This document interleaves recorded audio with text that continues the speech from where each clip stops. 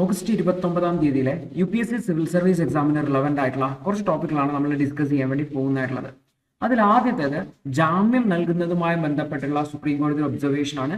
Bail is the നോം, jail is an exception. പല പ്രാവശ്യം സുപ്രീം കോടതി ഈ ഒരു കാര്യം പറഞ്ഞിട്ടുണ്ട്. അതായത് ഒരാളെ അറസ്റ്റ് ചെയ്തിട്ട് കൊണ്ടുവരുവാണെങ്കിൽ അയാൾക്ക് ജാമ്യം കൊടുക്കാൻ പറ്റുമെങ്കിൽ അതാണ് നോർമലി കൊടുക്കേണ്ടതായിട്ടുള്ളത്. ഒരു എക്സെപ്ഷണൽ കേസിൽ മാത്രമാണ് അവരെ ജയിലിലേക്ക് അയക്കേണ്ടതായിട്ടുള്ളത് അല്ലെങ്കിൽ തടവുകാരനാക്കി മാറ്റേണ്ടത് എന്നുള്ളതാണ് സുപ്രീം കോടതി പറഞ്ഞത്. Even prevention of money laundering ആക്ടുമായി ബന്ധപ്പെട്ട കേസിൽ പോലും ഇതിൽ സാധാരണ ജാമ്യം കിട്ടാറില്ല. ഈ ഒരു കേസിലാണെങ്കിൽ പോലും ഈ ഒരു ജാമ്യം നൽകേണ്ടതാണ് എന്നുള്ളതാണ് പറയുന്നതായിട്ടുള്ളത്. നോർമലി ഈ ഒരു കേസിൽ ആ ജാമ്യം നിഷേധിക്കുന്ന രീതിയിലുള്ള പ്രൊവിഷൻസ് ആണ് കൊടുത്തുള്ളത്. ബട്ട് അതിനെ റീറൈറ്റ് ചെയ്യണം എന്നുള്ളതാണ് പറയുന്നതായിട്ടുള്ളത്. ആക്ച്വലി നമുക്ക് നോക്കാം എന്താണ് സുപ്രീം കോടതി പറയുന്നത് വെച്ചാൽ. സുപ്രീം കോടതി പറഞ്ഞു വെച്ചാൽ ബെയിലാണ് അല്ലെങ്കിൽ ജാമ്യം കൊടുക്കുക എന്നുള്ളതാണ് നോർമൽ ആയിട്ടുള്ള പ്രോസസ്സ്. ജയിൽ എന്ന് പറയുന്നത് ഒരു എക്സെപ്ഷണൽ സർവീസ് കേസാണ്. ഇൻ കേസ് മണി ലോണ്ടറിംഗ് ആക്ടിന്റെ പരിധിയിലാണ് കേസ് വരുന്നത് നിങ്ങളും. ഇപ്പോൾ ജാർഖണ്ഡ് ചീഫ് മിനിസ്റ്റർ ആയിട്ടുള്ള ഹേമന്ത് സോറൻ അതുപോലെ തന്നെ പ്രേം പ്രകാശ് ഇവരെയൊക്കെ പ്രത്യേകിച്ചും ഇല്ലീഗൽ മൈനിങ് റിലേറ്റഡ് ആയിട്ടുള്ള കേസുകളിൽ എൻഫോഴ്സ്മെന്റ് ഡയറക്ടറേറ്റ് അറസ്റ്റ് ചെയ്യാൻ ഈ ഒരു വിഷയവുമായി ബന്ധപ്പെട്ടാണ് ഈ ഒരു റിലീഫ് ഓർഡർ വന്നിരിക്കുന്നത്. ഓർത്തുക, അപ്പൊ പ്രിവെൻഷൻ ഓഫ് മണി ലോണ്ടറിംഗ് ആക്ടിന്റെ സെക്ഷൻ 45 പ്രകാരം, അതായത് ഈ ഒരു ബെയിൽ എന്ന് പറയുന്നത് ഓൾമോസ്റ്റ് ഇമ്പോസിബിൾ ആയിട്ടുള്ള ഒരു ഇവന്റ് ആയിട്ട് മാറുന്നുണ്ട്. സോ അങ്ങനെയല്ല ചെയ്യേണ്ടതായിട്ടുള്ളത്.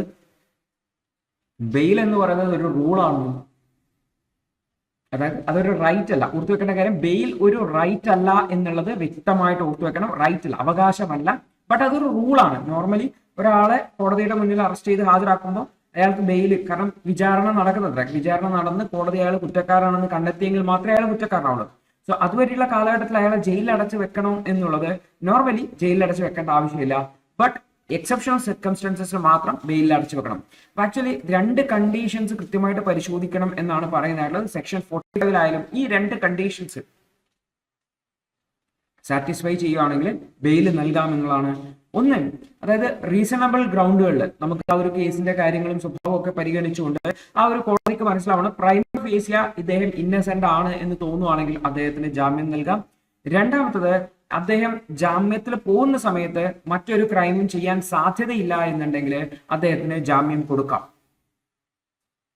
അപ്പോൾ അദ്ദേഹം ജാമ്യത്തിൽ പോയിട്ട് വേറെ ക്രൈം ചെയ്യുന്നില്ല എന്ന് ഉറപ്പുവരുത്തണം. അതായത് തെളിവ് നശിപ്പിക്കുക, സാക്ഷികളെ സ്വാധീനിക്കുക, ഇതെല്ലാം മറ്റ് ക്രൈംസ് അതിന്റെ പരിധിയിലേക്ക് വന്നു. മറ്റൊന്നാണ്, അദ്ദേഹത്തിന്റെ പ്രൈമ ഫേസിയ അദ്ദേഹത്തിനെതിരെ കാര്യമായിട്ട് തെളിവുകളൊന്നും ഇല്ല എന്ന് കാണുകയാണെങ്കിലും ബെയിൽ കൊടുക്കാമെന്ന് പറഞ്ഞിട്ട് സുപ്രീം കോടതി പറഞ്ഞു വെച്ചാൽ liberty of the individual is always A rule എന്ന് പറഞ്ഞിട്ടുണ്ട്.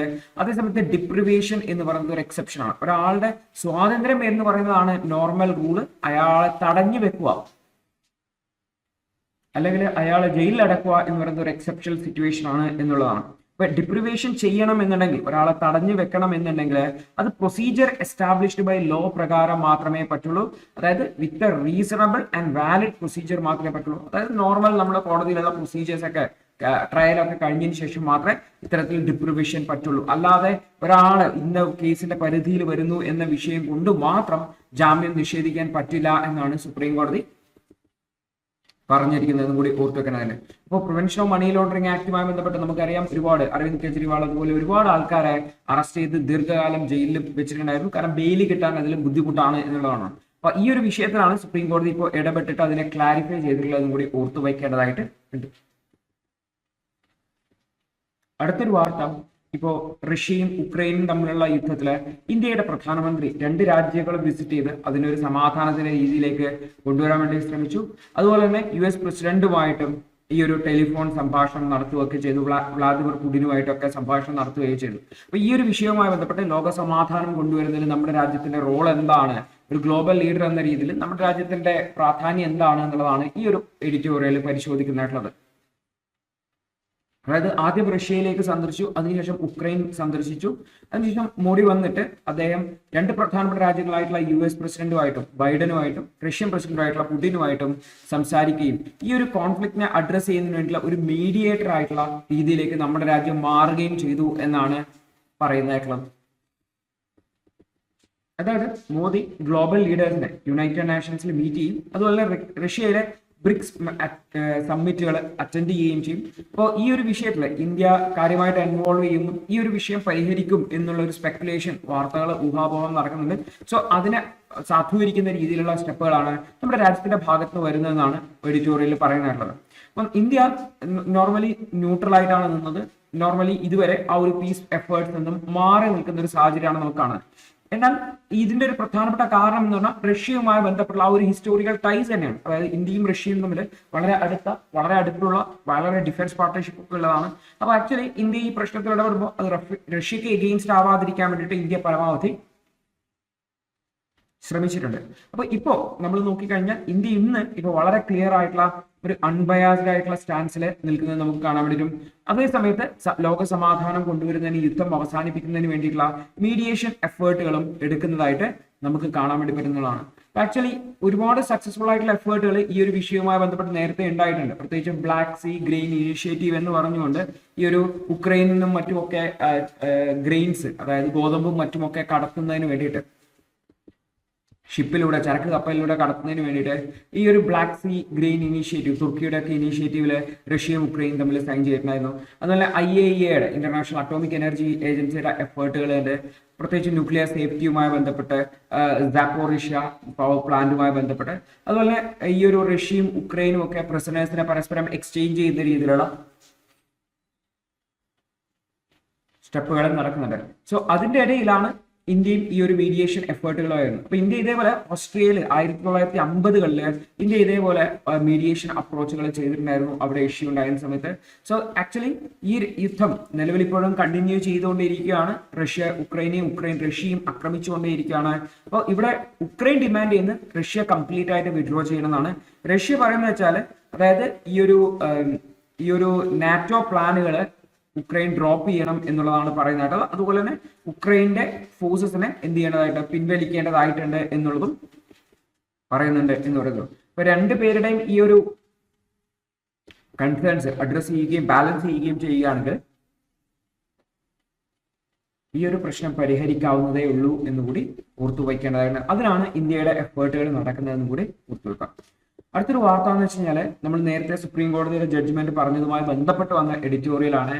അതായത് ഈ ഒരു പവറിനെ മിസ്യൂസ് ചെയ്യും. എന്തുകൊണ്ടാണ് PMLA prevention of money laundering act ആൾക്കാരുടെ മേലെ അപ്ലൈ ചെയ്ത് അത് പ്രകാരം കേസ് എടുത്ത് ആൾക്കാരെ ബെയില് കൊടുക്കാതെ അല്ലെങ്കിൽ ബെയില് കൊടുക്കാൻ പറ്റാതെ ജയിലിൽ അടക്കുന്നത് എന്നുള്ളത് ആക്ച്വലി മിസ്യൂസ് ഓഫ് പവർ ആണ് എന്നുള്ളതാണ് എഡിറ്റോറിയലിൽ പറയുന്നതായിട്ടുള്ളത്. അപ്പൊ നമുക്ക് നോക്കാം എന്താണ് ഈ ഒരു പ്രിവെൻഷൻ ഓഫ് മണി ലോണ്ടറിങ് ആക്ടുമായി ബന്ധപ്പെട്ട പ്രശ്നം, അല്ലെങ്കിൽ എന്താണ് ഇതിന്റെ ദുരുപയോഗം എന്നുള്ളത്. അപ്പൊ സുപ്രീം കോടതി നേരത്തെ തന്നെ ഭാരത് രാഷ്ട്ര സമിതി ലീഡർ ആയിട്ടുള്ള K. കവിതയെ ബെയിലിൽ നൽകുന്നതിന് വേണ്ടിയിട്ട്, പ്രത്യേകിച്ചും ഡൽഹി ലിക്കർ പോളിസി കേസിൽ വിട്ടിട്ടുണ്ടായിരുന്നു. അതുപോലെ തന്നെ ചീഫ് മിനിസ്റ്റർ ആയിട്ടുള്ള അരവിന്ദ് കെജ്രിവാളിനെയും 2024 ജനറൽ ഇലക്ഷന് മുന്നേ അറസ്റ്റ് ചെയ്യുകയും ഇതേപോലെ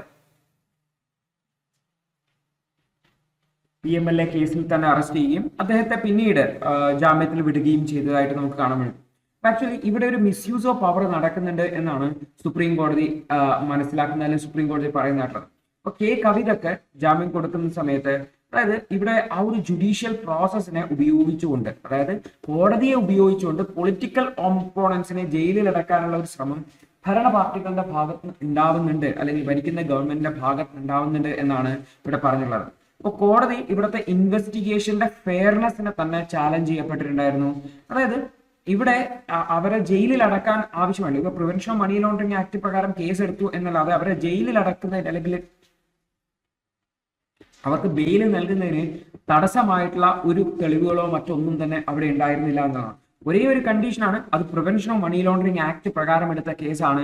അപ്പൊ ആക്ച്വലി ഈ ഒരു പ്രിവെൻഷൻ ഓഫ് മണി ലോണ്ടറിങ് ആക്ടിലെ പ്രൊവിഷൻസ്, അതിൽ നടത്തിയ അമെന്റ്മെന്റ് പ്രകാരമുള്ള പ്രൊവിഷൻസ് ആ ആക്ടിനെ എങ്ങനെയാക്കി മാറ്റി എന്ന് വെച്ച് കഴിഞ്ഞാൽ, ആ ആക്ട് വെച്ച് കേസ് എടുത്തു കഴിഞ്ഞാൽ ആർക്കും ജയിലിൽ കിടക്കേണ്ടി വരും, അതായത് ബെയിൽ കിട്ടാത്തൊരവസ്ഥയിലേക്ക് വരും. കാരണം അത് prevention of money laundering act പ്രകാരം എടുത്ത കേസാണ് എന്നുള്ളതുകൊണ്ട് അത്തരത്തിൽ ഈ ഒരു ആക്ടിനെ മിസ്യൂസ് ചെയ്യുകയാണെന്നാണ് കോടതി പറഞ്ഞിട്ടുള്ളത്. അപ്പൊ കോടതി ഇവിടെ വളരെ വ്യക്തമായിട്ട് പറഞ്ഞു, ഈ വിഷയം ഏതുമായിക്കോട്ടെ, ബെയില് എന്ന് പറയുന്നത് ഒരു ജസ്റ്റിസ്, അതായത് ഫസ്റ്റ് പരിഗണിക്കേണ്ടത് അയാൾക്ക് ബെയില് കൊടുക്കാൻ പറ്റുമോ എന്നാണ്. ബെയില് കൊടുക്കാൻ പറ്റാത്ത സാഹചര്യം ഉണ്ടെങ്കിൽ മാത്രമാണ് എന്ത് ചെയ്യേണ്ടത്, അയാളെ ജയിലിലേക്ക് അടക്കേണ്ടത്. അപ്പൊ ഇവിടെ ആക്ച്വലി പൊളിറ്റിക്കൽ ആയിട്ടുള്ള താല്പര്യങ്ങൾ ഇംപ്ലിമെന്റ് ചെയ്യാൻ വേണ്ടിയിട്ടും അൺഫെയർ ആയിട്ടുള്ള ഇൻവെസ്റ്റിഗേഷൻ കൊണ്ടുവരുന്നതിന് വേണ്ടിയിട്ടും ഇംപ്രിസൺ ചെയ്യാനുള്ള പൊളിറ്റിക്കൽ ഓപ്പോണൻസിനെ ഇംപ്രിസൺ ചെയ്യാനുള്ള ഒരു സ്റ്റെപ്പ്, അതായത് അധികാരത്തിന്റെ ദുരുപയോഗം തന്നെയാണ് ഇവിടെ നടക്കുന്നത് എന്നുള്ളത് ഒബ്സർവേഷൻ ആണ് വരുന്നുള്ളത്. അപ്പൊ ആക്ച്വലി ഇവിടെ കൃത്യമായിട്ടുള്ള എവിഡൻസും മറ്റുമൊക്കെ ഉണ്ടെങ്കിൽ മാത്രമേ ഒരാളെ അറസ്റ്റ് ചെയ്ത് കോടതിയിൽ ഹാജരാക്കി ബെയിലിനെ തള്ളാൻ പറ്റുള്ളൂ എന്നാണ് സുപ്രീം കോടതി പറഞ്ഞിട്ടുള്ളത്. പ്രത്യേകിച്ചും prevention of money laundering act പോലുള്ള ആക്ടുകളിലെ മിസ്യൂസ് ചെയ്യുന്ന ഗവൺമെന്റിന്റെ സ്റ്റെപ്പുകൾക്കെതിരെ വളരെ ഹാഷ് ആയിട്ടുള്ള ഒരു ക്രിറ്റിസിസമാണ് കോടതിയുടെ ഭാഗത്ത് നിന്ന് ഉണ്ടായിട്ടുള്ളതെന്ന് കൂടി ഓർത്തു വെക്കേണ്ടതാണ്. അടുത്തൊരു വാർത്ത എന്ന് വെച്ചാൽ സൗത്ത് ഏഷ്യയിൽ നടക്കുന്ന പ്രശ്നങ്ങളെ കുറിച്ചാണ്. പ്രത്യേകിച്ച് ബംഗ്ലാദേശിൽ നടക്കുന്ന പ്രശ്നങ്ങളെ കുറിച്ച് നമ്മൾ പറഞ്ഞു. അതുപോലെ കുറച്ച് നാളുകൾക്ക് മുന്നേ ശ്രീലങ്കയിൽ ഇഷ്യൂസ് ഉണ്ടായിരുന്നു. ഇപ്പൊ റീസെന്റ് ആയിട്ട് പാകിസ്ഥാനിലെ ബലൂചിസ്ഥാൻ പ്രൊവിൻസിലും ഇഷ്യൂസ് വരുന്നത് നമുക്ക് കാണാൻ വേണ്ടി വരും. അപ്പൊ ആക്ച്വലി ഇന്ത്യയും പാകിസ്ഥാനും നമ്മൾ നോക്കിക്കഴിഞ്ഞാൽ അടുത്തടുത്ത രണ്ട് രാജ്യങ്ങളാണ്. പ്രത്യേകിച്ചും ഈ രണ്ട് രാജ്യങ്ങളിലെയും സിസ്റ്റം എങ്ങനെയാണ് പോകുന്നത്, എന്താണ് ഇവിടുത്തെ ഇഷ്യൂസ് എന്നാണ് പ്രധാനമായിട്ട് നമ്മൾ ഫോക്കസ് ചെയ്യാൻ വേണ്ടി പോകുന്നത്. ദി ഹിന്ദുവിന്റെ ഇന്നത്തെ വിശകലനം കണ്ടതിന് നന്ദി. നിങ്ങൾക്ക് ഇത് സഹായകരമായെന്ന് വിശ്വസിക്കുന്നു. ഇന്നത്തെ ബാക്കിയുള്ള വാർത്തകളുടെ വിശകലനത്തിനു വേണ്ടി ഞങ്ങളുടെ ന്യൂസ് അനാലിസിസ് ക്ലാസ്സിൽ ജോയിൻ ചെയ്ത് പഠിക്കാവുന്നതാണ്. ഒരു മാസം വെറും 159 രൂപയ്ക്ക് നിങ്ങളുടെ UPSC തയ്യാറെടുപ്പിന് ആവശ്യമായ എല്ലാ പ്രധാന വിശദാംശങ്ങളും ഉൾക്കൊള്ളുന്ന ഒരു സമഗ്രമായ ന്യൂസ് അനാലിസിസ് നിങ്ങൾക്ക് മലയാളത്തിൽ ലഭിക്കും. കൂടാതെ സിവിൽ സർവീസിനു വേണ്ടിയുള്ള ജനറൽ സ്റ്റഡീസ് ക്ലാസുകൾ കൂടി മലയാളത്തിൽ മനസ്സിലാക്കി പഠിക്കാൻ ഞങ്ങളുടെ ലേണേഴ്സ് അൺലിമിറ്റഡ് ക്ലാസ്സിൽ ജോയിൻ ചെയ്യാം. മാസം വെറും 1500 രൂപയ്ക്ക്.